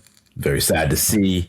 1408 feels to me like if you were to do it again, no way this guy is the early aughts, late 90s guy that we used to have who used to churn out crank books, right? I'm a crank. I'm writing books. Like that guy is now on Twitter. He's live streaming again. Like 1408 would have to revamp it to be from a guy who writes books into a guy who runs a Substack or is a live stream. Would you not be live streaming from room 1408? You probably have to, right? I feel like I thought a lot about if you're a younger person, you're watching this movie, you're like, this guy's writing a fucking book? Wouldn't this guy be a blogger, live streamer now? Well, and how much does that change the story? Well, actually, there's a BuzzFeed Unsolved. Those two guys, Ryan and Shane, who do paranormal investigations. You got the skeptic and the scaredy pants. That's what they do. That's the way. That's 1408 today. Is that? And yeah. Well, it's all so it's not. So that's what I think. Like, it's interesting to be documented. Yeah, like live stream. You'd absolutely be a live streamer. The guy who went to a room and he said, "I'm live streaming from 1408 to try to prove that the devil isn't real." Well, no, but see, here's the thing. Bro. Here's the thing. Where I push back on that a little bit is because the reason that BuzzFeed Unsolved series works is because with editing, you can make a lot of things sound scary. Where it was live streamed, be 7 hours of walking around. What was that? What was that? What was that? So you need to pre-edit it because almost nothing happens the whole time. And now you have to craft a story around nothing happening. I agree with you. It would be more exciting in 1408 specifically. That room, yes, I'd love to see that live stream. But the job is pre-editing. I think the guy that we are talking about in 1408 that John Cusack plays is not close to Ryan and Shane from BuzzFeed Unsolved. Absolutely. No. They are not as crank oriented as that John Cusack character. No. John Cusack maybe doesn't in terms of pursuit. John Cusack is He's a crank. He's a crank though. No, but he's a crank. They are. You tell me he's not a crank? Hold on. He says this man is crunchy. He's voting for RFK. No. Here's why I'll push back on that immediately is that on his ill-fated book tour, somebody asks him, it's one of the first questions, like, have you ever seen anything that will blah, blah, blah? And he immediately answers, look, that's why I do this. I would love to see anything at all. To give me that, I recall. To give me that feeling, the belief. I want to see because the whole thing is, it's not a spoiler. It's pretty early on. It flashes back to he and his estranged wife had a daughter who died of childhood leukemia, and that sort of inspires him to look for signs of the afterlife so that he could feel like at least she's existing somewhere. Right. She didn't just disappear into ash. And that's his quest, essentially. And so, no, I do believe, I think that he's a skeptical, you can call him a crank, but he's an exceedingly skeptical. I don't think he believes in anything. He's extremely jaded. He doesn't give a shit about anything. That meeting with Samuel You're Jackson. describing a guy who will be a live streamer, by the way. Everything that you're saying in many respects, if you were drawing up a live streamer checkbox. You said, yeah, but I'm pushing back. I'm just pushing back on the crank aspect. I don't buy that he's a crank. I buy that he's like, okay, so he's not a crank. Okay, fuck. Fine. And look, a jaded fuck, sure. A live stream fine is definitely going to sure. live stream and will milk that money any which way he can. Which also, by the way, I feel like live stream is not the good way to milk the money because you're watching 7 hours of silence. The way to do it is like pre-record and edit that shit to make it sound scarier than it is. That worked out really well for Shane Dawson as well. He would edit these little things and make, coming up next, some crazy thing that wasn't a crazy thing. That's the way to do it, I think. But yeah, no, he's a jaded skeptic. I'll say this, and I think you'll come with me on this. I will admit myself, if I am a pretty skeptical person and considerably jaded by a lot of things. I'm rationally, I don't buy into ghosts at all. I'm not scared of them. But if you were like $1,000, sure. If you were like $1,000 stay in this empty old mansion for the night, I'd be like, it's gonna be a lot more than 1,000, my man. Emotionally, I'm scared. If I was like, okay, I'll take on your challenge, and the sincerity and the raw emotion and just the sincerity and the raw emotion of Samuel L. Jackson's character, the manager of that hotel, in that meeting, in that office, that combination, that meeting, I'm out.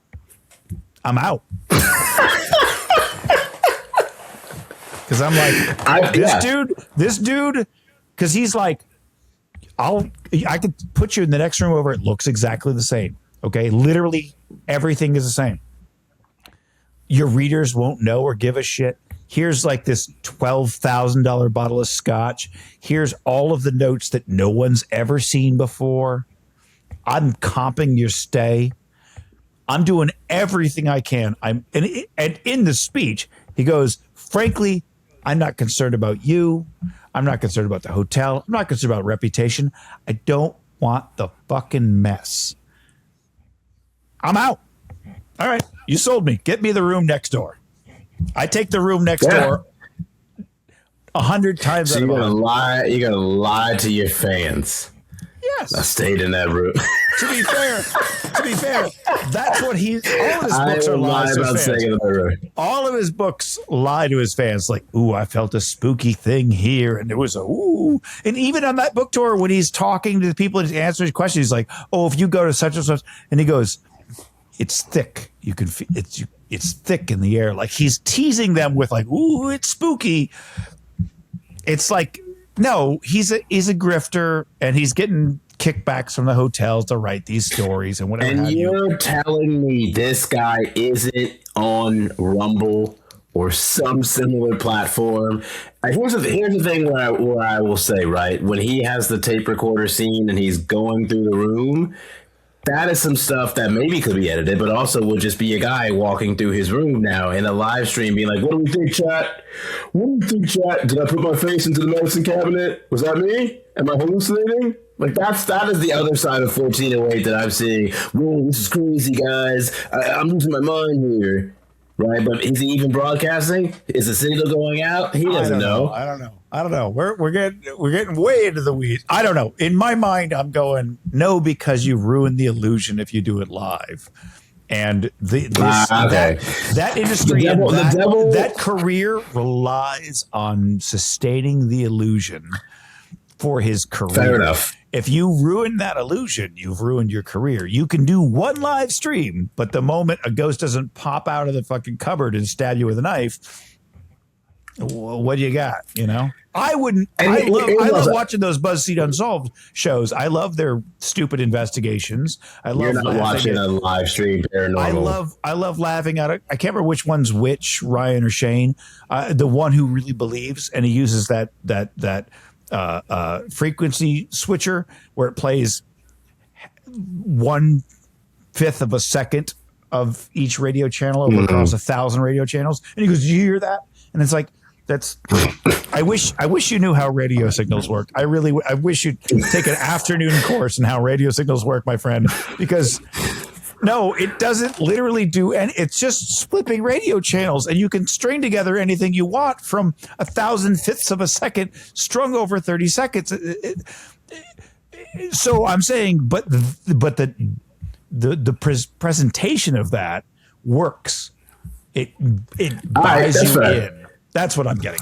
So that's fair. All right, which is another thing. Okay, so the other thing I will say, right?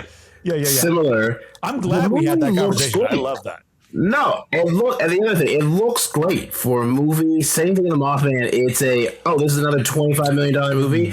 The explosions, the sets, all that stuff, the water going everywhere. Like, it is a movie where they blow up a lot of shit. A lot of stuff is being exploded, a lot of sets being destroyed, natural disasters, but it feels like an actual lived-in hotel, right? Like, I think that's the thing that stood out to me for both movies is you run those movies back today, and all of those scenes feel very cheap, very lackluster. The scenes, the sets don't feel actually established. And, I think it's unfortunate that movies are not rewarded for putting the money on the screen, but there was very high quality in that regard. Even the ghosts for the time period were all right. But that leads me to the next question, which is, you just stuck around at 1408 for a minute.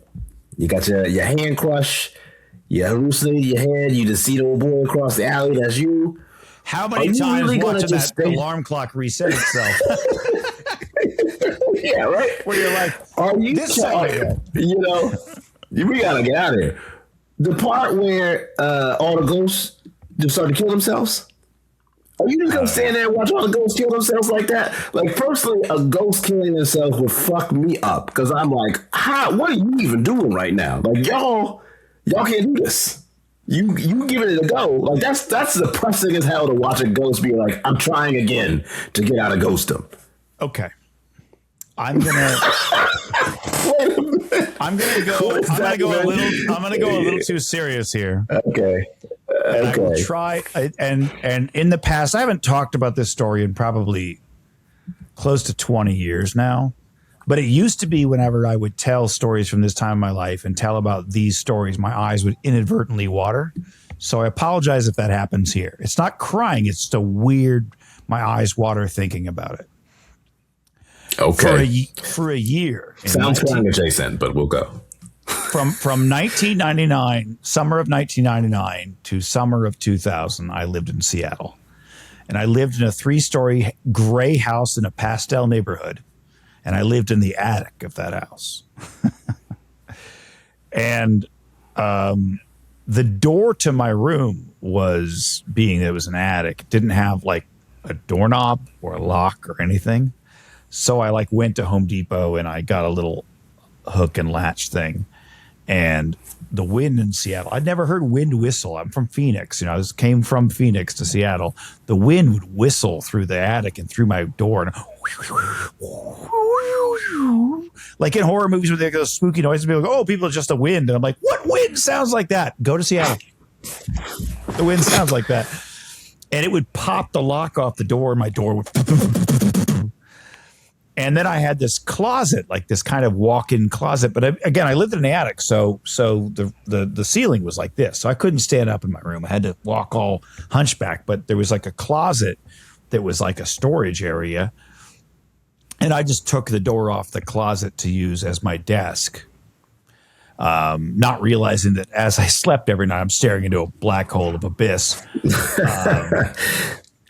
But the craziest shit. I mean, I'd literally be 3 o'clock in the morning, woken up by my door, flinging wide open, no wind anywhere in sight. I'd hear the fucking latch kick open, door would slam open, slam close, lock would click again.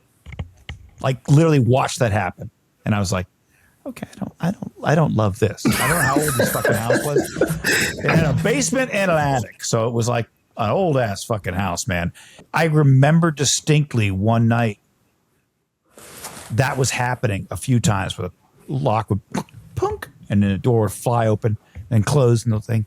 And I remember like, I was just like, I swear to God, I'm just trying to fucking go to sleep. I got shit to do in the morning. You don't have to believe me. My distinct memory is that I closed my eyes and I heard, help me. And I was like, I don't think I can. And I heard, help me. And I was like, I fucking everything, like I got goosebumps, probably can't. I got goosebumps right now. Like it was genuinely the freakiest shit. Rationally, I don't believe anything happened. Emotionally, I can't. But you got the goosebumps still. The head, and the heart. Yeah, right? It felt very unsettling. It's because it's one of those things that I'd say you, me, I don't know what I heard or what was happening. It was just deeply unsettling. I didn't want to be there, but couldn't do a goddamn thing about it. If I heard someone with a punctuated 2 help me's in the middle of the night, that would be, we got to move out to the new zip code. Now, also, I think is part of what's interesting here. Here come the spoilers, y'all. We talk about the ending. And of course, do we have to jump ahead to the ending? Are we jumping ahead? Am I jumping ahead now? I said you said spoilers for the ending. I said, are you jumping ahead to the ending? Because I feel like partially what you were touching on is I did not realize until afterwards that there were so many alternate endings for this film, because I watched it and then I started reading. I was like, oh, this is not the original ending. I got this one. And so I think it's alternate. I don't know which number it is or whatever, but it's him obviously showing up to the funeral with the body. I'm like, hey man, you probably shouldn't show up to this. Wait. I don't know what ending you got. Do tell me what ending you, because I was reviewing the endings tonight on Wikipedia to be like, because there's either 4 or 5, because they say there's 4, but they're like the theatrical, the director's cut. They don't describe either of those, and then they talk about the 3 alternate endings. I'm like, I saw those on the DVD special edition that I have, but they're not in the movie. But then they talk about how now, post Lionsgate something or other in like 2022 on streaming, they show the original theatrical cut and not the director's cut. And I'm like, well, fuck now. I don't know which ending, because I've only watched. I do not think I got a theatrical. I do not think I got the theatrical cut in what I watch. I do not think this is a theatrical ending. I think it's one of the alternate ones where put a pin in that, because I do want to talk about the ending for sure. All right. Okay. I'm not sure, because I it doesn't matter. Everything's a spoiler. That's not really the thing. You said that you'd caught like pieces of it before, but you hadn't really like sat with it. Was there anything that you were like, oh fuck, like I didn't remember this or whatever have you? Did it have the same impact, do you think, that if you went in blind, let's say? I think when we got into the crux of some of the doppelganger stuff happening to him and being haunted by his daughter, right? I think the point where I didn't necessarily remember stuff like where the news shows up and they're like, hey bro, time to wrap it up. I was like, yeah, wow, this is a little more intense than I remember from the old TNT casual viewing session. By the way, they did a great job. The webcam scene where he's using Yahoo Chat. I was like, that's accurate to the time. That's what it was like trying to video chat back in 2007. That is it. That is what it's like. So I think for me the biggest thing was it's the accumulation of the journey, right? Like same thing, Mothman, like he's into this descent of madness, but like truly this room pushing you to the brink. And I think so that's where, right, like what I saw was a man succumbing but also accepting his fate, which I think very differently from whatever the theatrical release was in that regard. So I think that was the biggest thing to me, right? I don't think I ever fully grasped, I guess, sort of the commentary on your own personal hell, maybe. Like it was there, but I would say the depths of it were more pronounced consuming it. Yeah. It's definitely, that's why I think that's kind of why it works. These two movies kind of work together. If you want to do a double feature, people at home, this is a good double feature to go with. Any order, I think. A solid one. But yeah, very much that descent into madness in sort of real time, and the crush when you think, okay, he set fire, he's out because the sprinklers came on.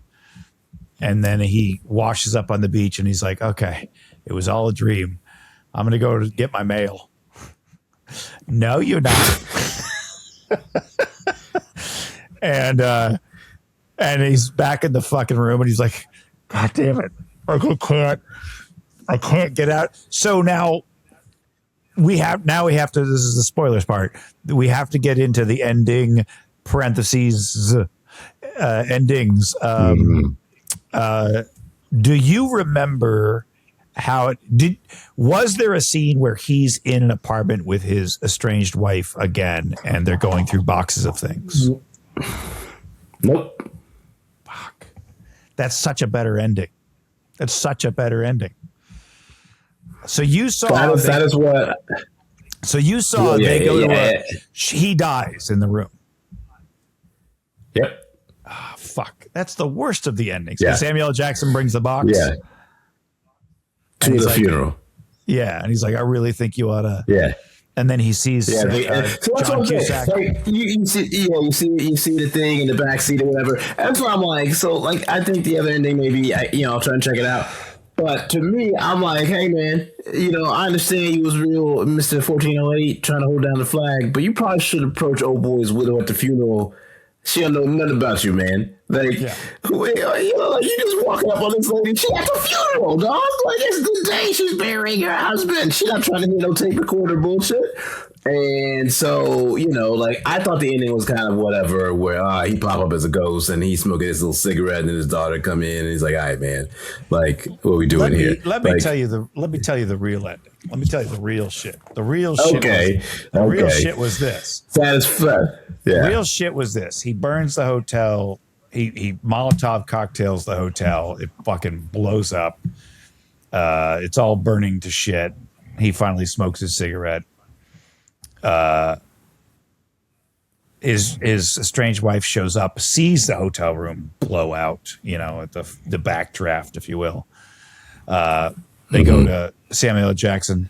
Oldham, I think is his name. And he's like, Olin or something. Yeah, I'm right.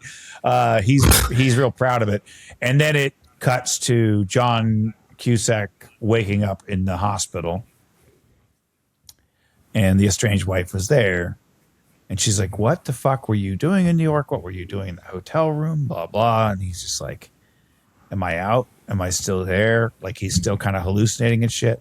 And then it cuts to they move back in together. They're in a new apartment, and he's unpacking his personal effects from the fire. They're all wrapped in Ziplocs and shit like that. Having been through a fire, that's pretty accurate. And he opens one and he sees his recorder. And he hits play, and it's all garbled and shit. And he's fucking with it. He's smacking it. He's rewinding and fast forwarding. And it starts to play that scene where the daughter is like, come hug me, Daddy. Come hug me. And he looks over at her and she looks over at him. Fade to black. That's the better. Yeah, that's a lot better. That's a much better ending. That's a much better ending than showing up at old girl's funeral with the bullshit. Although from what I saw, they said that shit was depressing. Which I'm like, is that more depressing than old Olin confronting her at the funeral with the box and shit? Like, and then seeing him. I guess she was happy ending with his daughter. Like, it's a depressing movie. Why can't the ending be depressing? Sometimes this shit is just depressing. Land the plane. I don't think the where he plays the part of the tape recording. I don't think that's. I think that's like. I feel like to you that would also be a more satisfying end. It's like, I told you. Yeah, no, absolutely. Absolutely. Them eyes looking up. I mean, that faded black. Wrap it up. Yeah, absolutely. Yeah. And here's the other thing I enjoy about this movie, right, is you're probably going to talk about this movie a lot on the podcast because I feel like this is a movie, we don't really make a lot of these anymore, where, all right, pretty relatively cheap, all things considered, and it earned $25 million, earns $133 million. But if you were to release a movie like this today, nobody even knows that this movie is existing. It's not making no money at the box office. Perfect example that I want to compare it to, one of my favorites in 2025, Soderbergh, Black Bag. Fantastic movie. Nobody knows that movie even exists. Cate Blanchett, Michael Fassbender. Fantastic. It's Steven Soderbergh in his retirement or whatever. You know, he's still cranking out amazing fucking movies. It's got old boy from Bridgerton in there. It's a great adult thriller, super taut, very well cast, very well acted. Do you even know what movie I'm talking about right now? I don't know that movie. You've been looking at every corner of the screen, son. The movie is not there. This is what I'm saying. We used to make movies like this, put them in theaters with our best stars. They used to make money. They were successful. They had a long tail. These movies still exist. We just do a shitty job of marketing and distributing them. But it is very much so this kind of like adult-oriented thriller style thing. And this is what I thought about a lot, where I was like, yo, you release this movie right now, it just fucking fades away. Because it's just to your point, it's just John Cusack largely killing it. It's also right before Samuel Jackson makes his first appearance as Nick Fury in Iron Man in 2008. Like, it's a fascinating little capsule of a movie where you're like, Samuel Jackson is hot, but he's not Samuel L. Jackson, Nick Fury, Capital One, what's in your wallet, Sam Jackson yet. Yeah. And this is a movie with two very recognizable guys that should be able to make $100 million, right? A Michael Fassbender, Cate Blanchett, Steven Soderbergh movie from the same guy who wrote the Jurassic Parks should make $100 million. That is what this business and country used to be based on. The fact that it is not able to do so is an indictment of our industry and our business, their industry, our business, whatever the fuck. You know what I'm saying here? I will have to find that no one know exist. I will have to find and put it in the links for this episode. There's an interview with Matt Damon where he explains essentially that period of time that basically is written on the family crest of retrospectacles. Essentially, and it's very much like my wheelhouse because for the folks at home, I have an extensive several hundred, like 400 DVD collection as my personal library. And I really need to get back to expanding it because I'm real tired of being like, fuck, it's not on that thing anymore.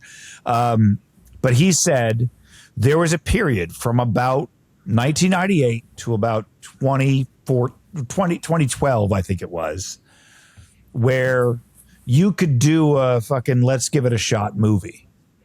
Hit the theaters, see how it does. If it blows up, great. If it doesn't, well, we get a second chance on DVDs. Not necessarily home video, not Blockbuster era, but the DVD era from, let's say, 2002 to 2010, where people, by and large, everybody had a DVD player. And they might not have had fucking my level library, but they had 10. Everybody had 10 DVDs. And you could still rent DVDs or Blockbuster and things like that, but the quality was good. You could skip around. You could pause in a dime. I think that helped a great deal over VHSs. You'd have to fucking be kind of rewind. so many movies had a second life, or frankly, 7/8 of a life compared to the 1/8 life they had in the theaters on DVD. A very, very good example, probably the earliest and best example, the tent pole for that is Austin Powers. I saw that movie. I worked in a movie theater when that came out, and I was paid to watch that movie to make sure there was no mistakes in the cutting of the film. You know, when they put it together, like, we need somebody to make sure it's not like the audio syncs up and there's not like shit missing. It doesn't all of a sudden start flapping out of control. So they were like, so we need you to sit and watch this movie. And I remember seeing Mike Myers doing interviews for the movie and being like, this sounds like the cheesiest bunch of old man shit I've ever seen. And I like Mike Myers. I loved Wayne's World and things like that. I had less than zero interest in seeing. And I went in with a female coworker of mine who had a crush on it, and I was like, maybe we'll make out during the movie. And about 10 minutes in, I was like, I don't even shut up. I'm watching the movie. Like, I thought it was really good. And I kept trying to tell people, like, actually, Austin Powers, despite the shit ass marketing and how cheesy it looks in the trailer, I assure you it's actually a funny movie. No one listened to me. And then 6 months later, 8 months later, I mean, I'm talking for like a good year. Every fucking house party I went to, they had standees of Austin Powers. The DVD was on in the background. Yeah. Everybody was cultural phenomena. It was the first platinum DVD, and it did 4 million in the box office or whatever it was. Like, it was a fucking bomb, but it fucking blew up on DVD. That's what we don't have anymore. But I think one shot and you're done. That's it. But I think there's also the sense of it's almost like, yeah, the syndication DVD market hurts. I do think, though, there is this sense of also cannibalizing movies. You know exactly what I'm about to go with right now. Put your movies in theaters, you cowards. That is part of it, right? Like, you're not even like here.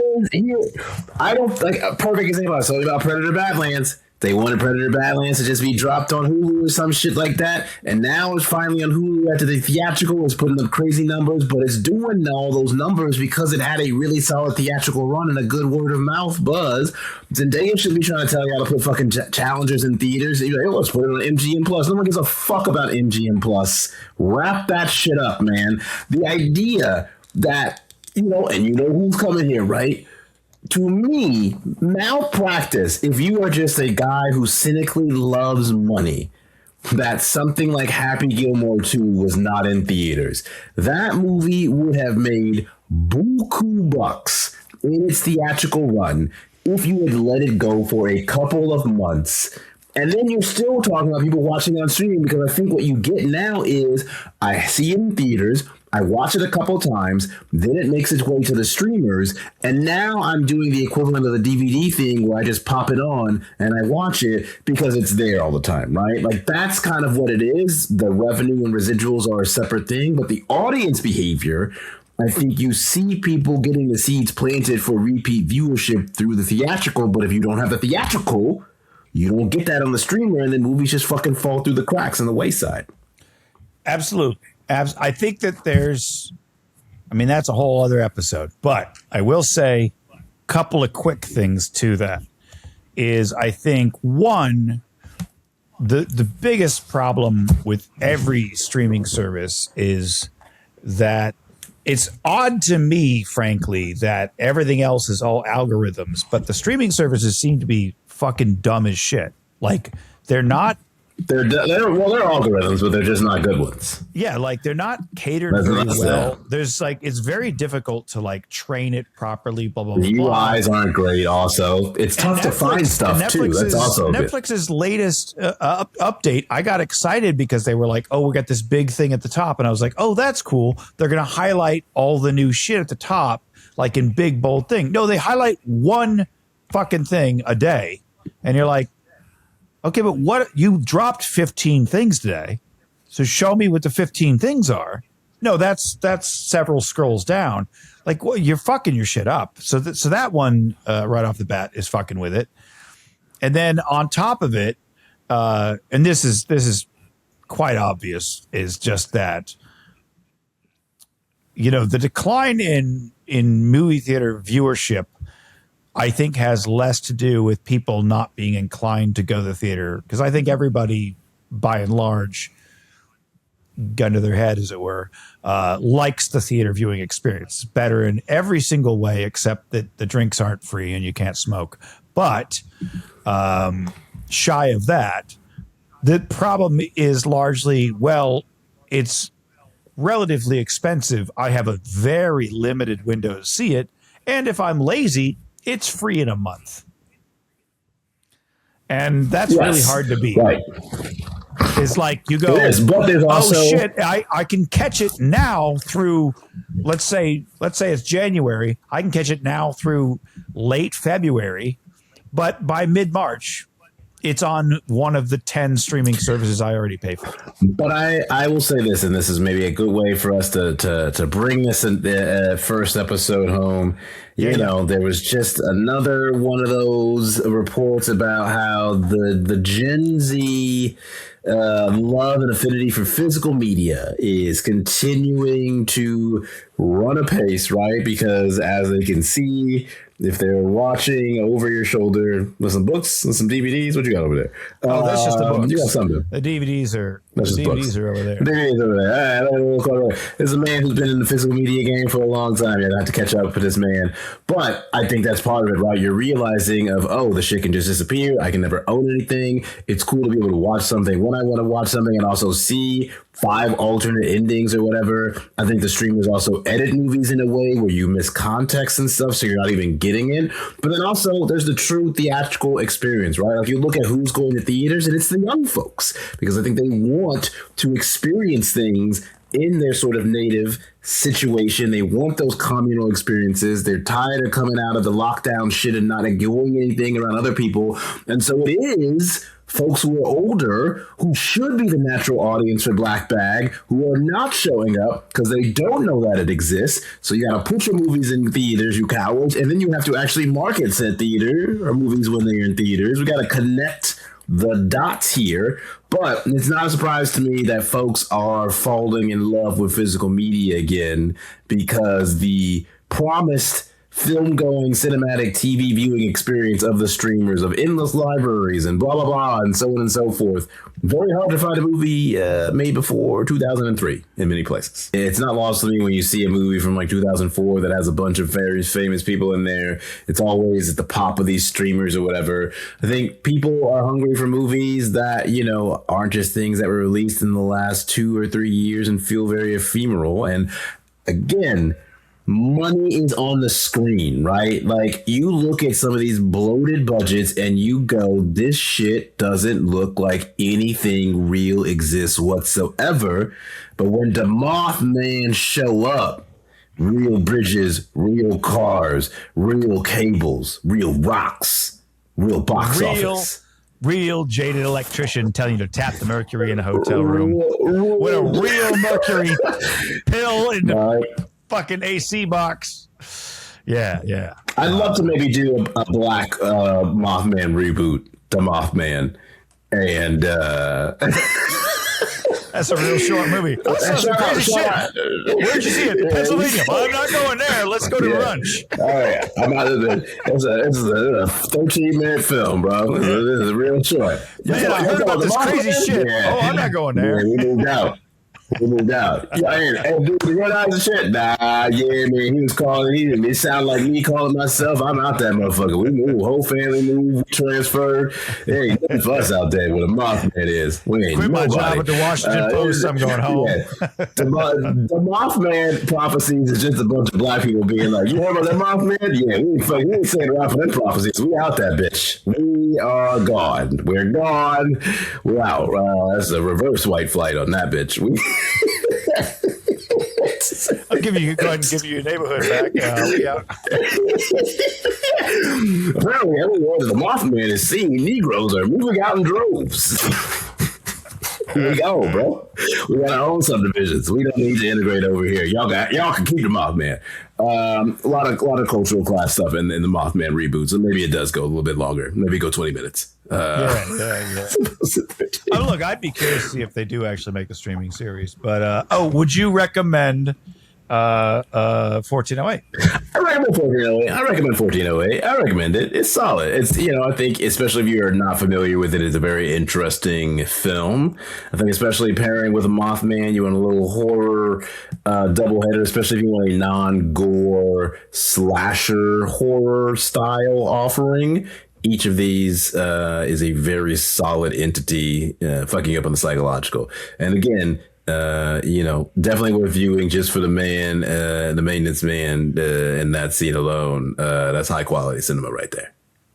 All right. Well, fix it yourself. I ain't letting you damn movie. There you have it, folks. Eddie can fix that thing. Call me back when you're 1406. That's a 3-man movie from that man perspective. Yeah. Grand open and grand close it. By the way, there's a. I could do a whole if it was a streaming series. I would do a whole episode where it's just him coming back down and talking to Olam, Samuel Jackson's character, and be like, "I told him, fucking, I'm not going to that room." Yeah. Still in that room. Still in that room.